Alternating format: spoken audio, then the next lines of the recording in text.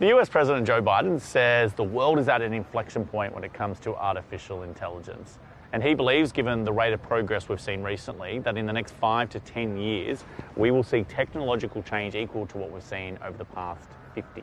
And although he says artificial intelligence presents real opportunities for both American people and American companies, and he points to things like workers being able to find the quickest commute home due to artificial intelligence, or artificial intelligence allowing the Webb telescope to search through large swathes of space to try to find planets like our own, it does present real risks to the way we live our lives.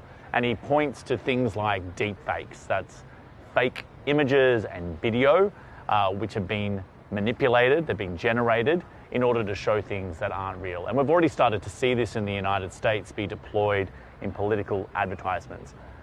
Joe Biden says he himself was tricked by a video that purported to be him saying something, and he wasn't actually sure whether or not he had or hadn't said it. So he said there are going to be some fundamental changes to the way developers are able to work on AI projects, and he's asking government agencies to come up with standards, and then the developers of AI will need to share their risk data, their safety data, directly with the US government. And this is him using the example of how it would work for things like deepfakes. Everyone has a right to know when audio they're hearing or video they're watching is generated or altered by AI. Thanks to this order, the Department of Commerce is going to help develop standards to watermark and clearly label AI-generated content.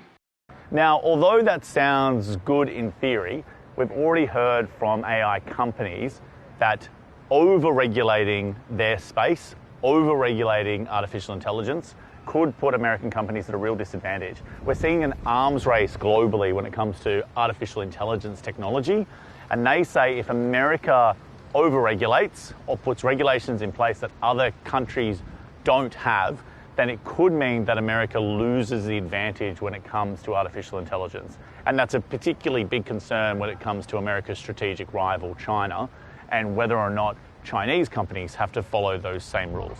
Joe Biden says that he will be working with the leaders of other countries to ensure there is cohesion in these rules, but it remains to be seen about whether or not everyone will be following the exact same rules.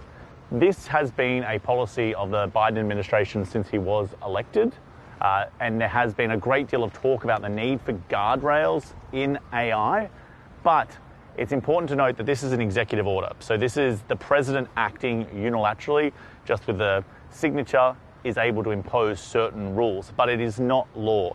And that is because the Congress is divided on the issue of artificial intelligence. And what that means is that whoever the next president might be could simply overturn what Joe Biden has today signed.